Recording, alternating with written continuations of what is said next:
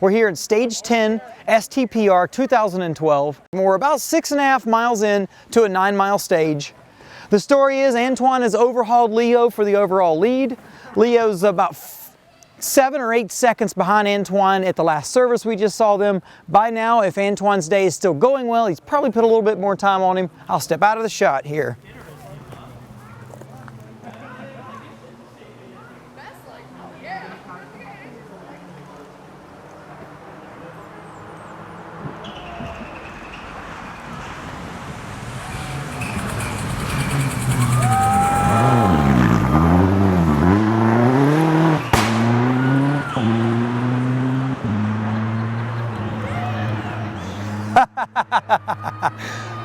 That's awesome.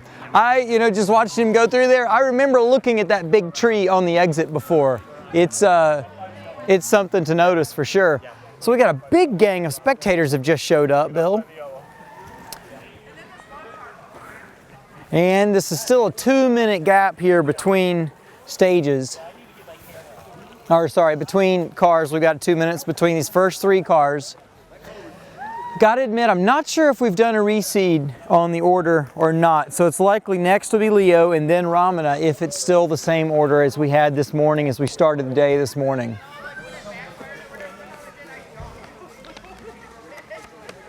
Antoine's definitely not leaving anything out on the table. We can see his tracks are right there on the exit of the corner. His tracks won't be the last ones up near that bank there. I gotta tell you, it's like midway through this corner, it's hard to get the car turned a lot more suddenly. So a lot of cars are probably gonna end up right out at that little tree in the bank there before seeing that big tree looming pretty close to the left side of their car. You could hear the turbo smack shut as Antoine lifted off of the throttle before this crest. There's not actually enough room on the back side of the crest here to get slowed down for the corner.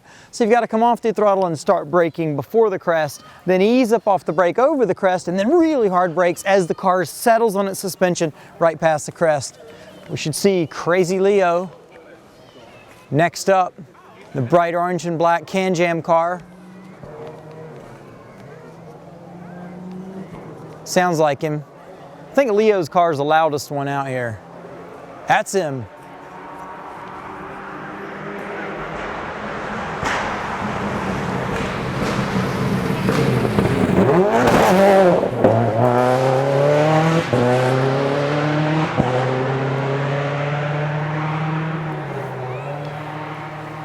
So that probably didn't look like much tiptoeing, but for Leo, that was a really good thing. He was moving out there. I'm really kind of surprised he got it slowed down as much as he did.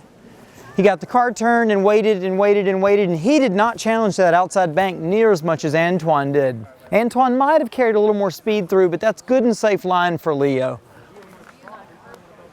who does not have a ton of experience at this event. I think we're going to see Raman Alagaman cruising through next, and after him, David Higgins.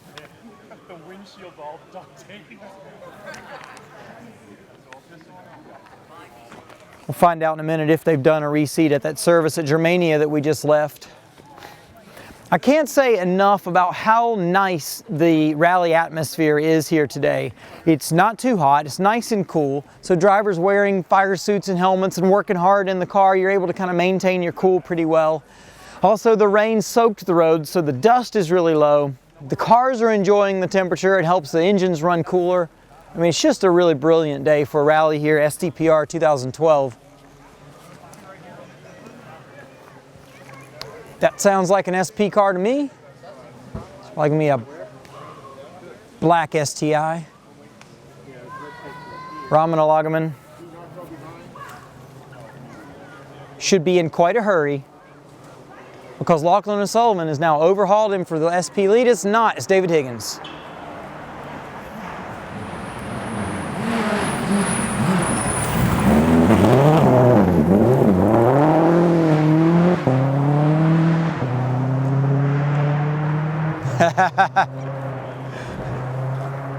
That's not cool at all, right?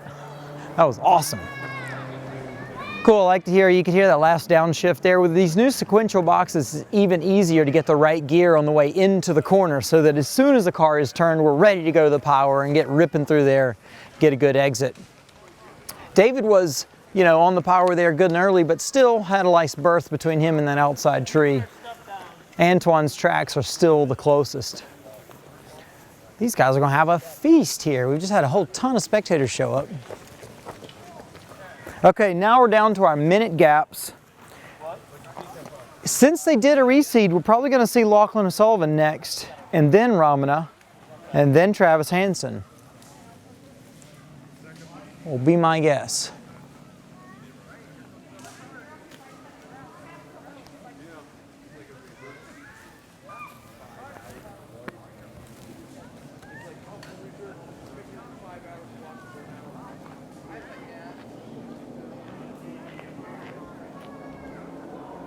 There we go. And it's Ramana. The DSG, Dent Sport Garage Prepared STI from Boston.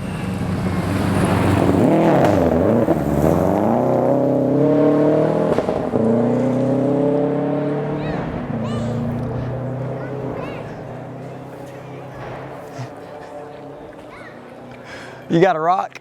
Oh, we're throwing rocks at cameramen over here. So Ramana was telling me in service he's changed the rear suspension settings of the car to try to get the back end of the car to calm down a bit on corner exit. What you could see there was he was dealing with the back of the car sliding potentially a little more than he wanted it to be.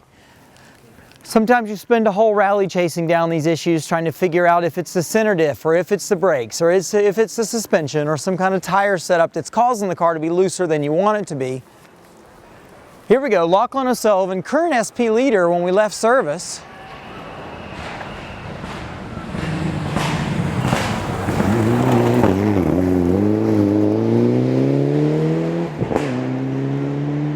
Nice. Again, Lachlan looking really comfortable in that Evo, just like he did earlier on ASAF at the bridge where we saw him. Here we are on stage 11. This is 9, 10, 11, no, we're on stage 10. I might have been lying earlier. So they've got to run stage 9, 10, and 11 and back in Germania. So we're going to stay here on stage 10 for a bit before we head back to Germania to get the last service in Germania before they head out for 3 more stages, which would be 12, 13, 14, and then we'll meet them at the fairgrounds. So that's basically the shakedown of what we're up to here.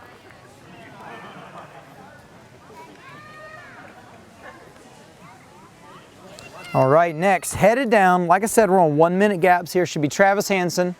We'll see how sick, or if sick, his car sounds. And actually, if there was a reseed there, we might have Adam Yeoman up in front of Travis.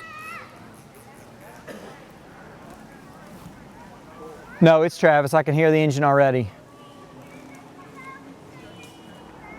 Yeah. He's moving out.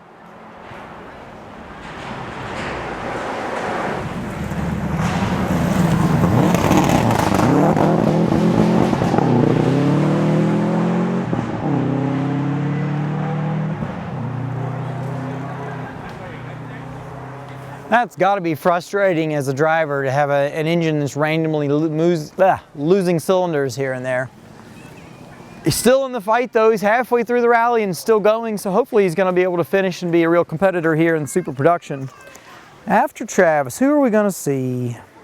It'll be Adam Yeoman. And then Will Orders will be the leading 2-wheel drive car will be up. I think Ramana and David Higgins likely just swapped in a control. You can kind of reorder yourselves in a control. Because it appears we have not done a reseed at service in Germania. It is Adam Yeoman, FY Racing.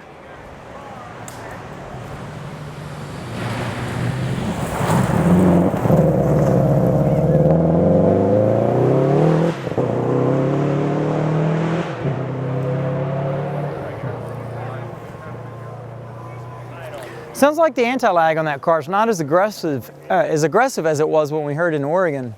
Seemed like that car had a lot louder pops and bangs and such when he lifted off the accelerator in Oregon. Have to catch up with them and see if they've done anything differently. Then also the reason I say that is seeing him there on the throttle mid-corner, he kind of had to wait a minute for the engine to make boost and start making power and get out of the corner. Okay, we'll see Will Orders up next in the Silvia, S13 Silvia. We called that car a 240 SX here in the US, but the rest of the world called it a Nissan Silvia. Will seems quite happy out here. He's having a blast, and I think he's got a good gap in two-wheel drive. He might just pick out a super production car to go and try to chase down and entertain himself with later here this afternoon. That's not Will. It's David Sterricks.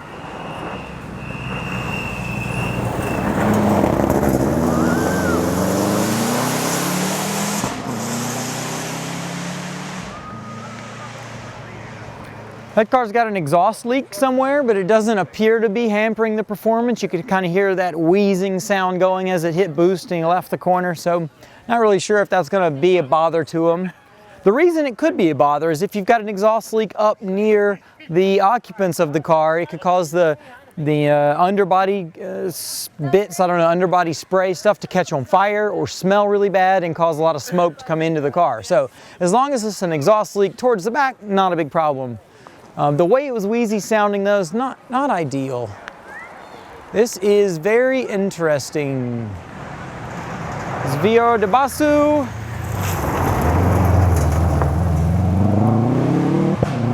Looking fine through there. That'll get it done.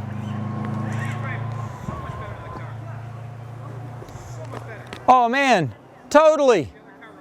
He's so much happier in this car.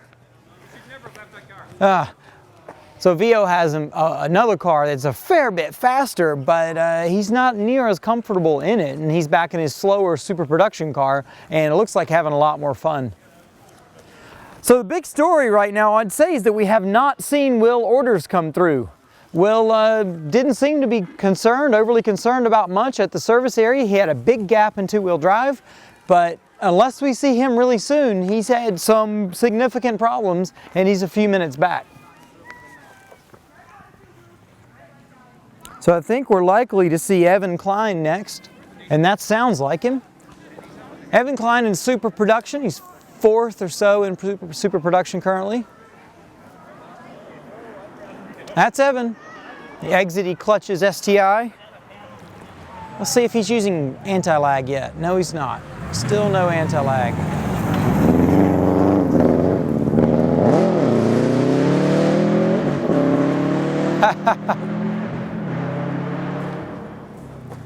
Chris Duplessis should and is next. Chris Duplessis on the deck.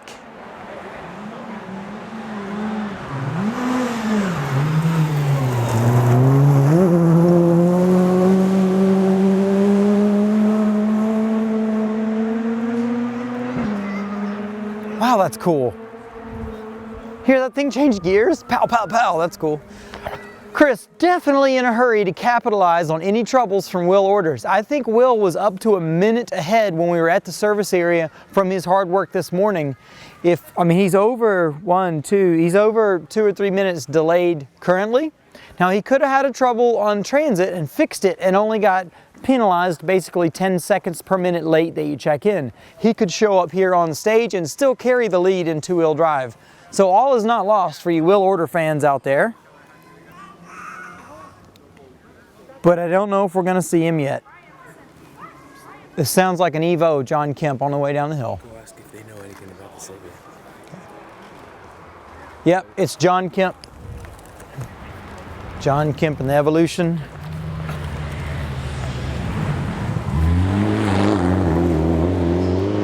Have you guys heard anything about Will Order's car? He is two-wheel drive. He's number 27.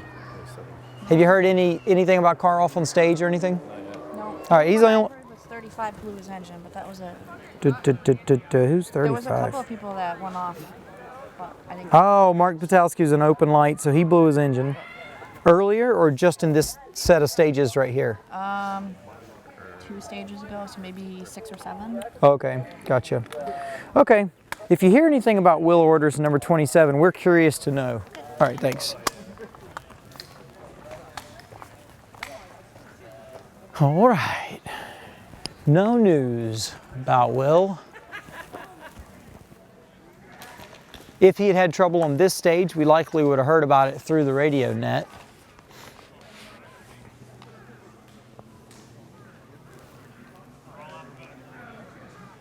This should be Chris Greenhouse in the SRT4. Still getting used to all this crazy power he's got. No, it's not. Is that Will? No, it is Chris.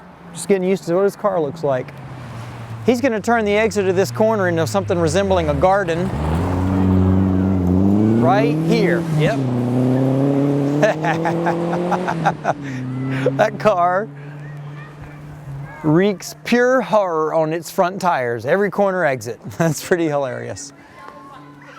Cool, he's looking good. Especially if Will's had some trouble, Chris is picking up speed and learning his car more. He's going to be right there in the battle for class win in two-wheel drive before we know it. It's fantastic. I love the way these roads hold up. You can see the dark dirt showing. And the dark dirt there in the braking zones is what, as a driver over like 3 or 4 cars back, you'll start to use those to measure your own braking. Provided the person or people in front of you haven't had, significant trouble or whatever and are braking early or late or whatever, you'll get used to the fact that you go a car length or 2 into the braking marks before you brake, or you'll know that you need to start braking before everybody did in front of you, but you'll have it kind of dialed based on looking at other folks' braking marks for where you start to slow the car down. This sounds like an Eddie McNally to me. It is not. That's an open light car. It's not Dylan either? It is an open light car.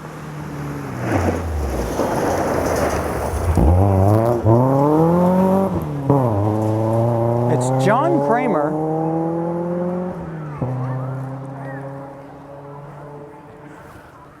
So that is a properly odd occurrence there. John Kramer has just come through 1, 2, 3, 4, 5 places ahead of where we expected him to be.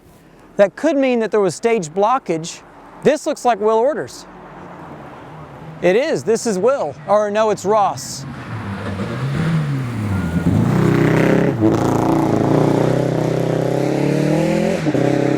It's Will.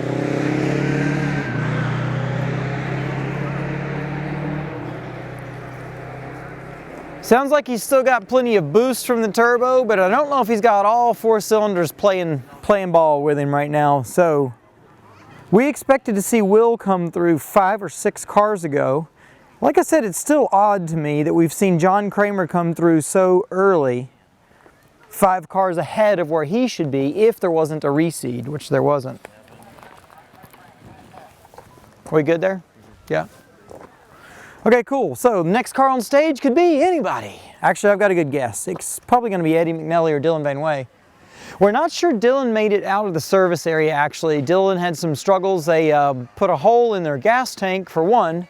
Then he got his feet stuck under the pedals at a bad position, went off the road and mowed down a couple small trees in the ditch for number 2. And I think he also was on fire briefly, so we'll see.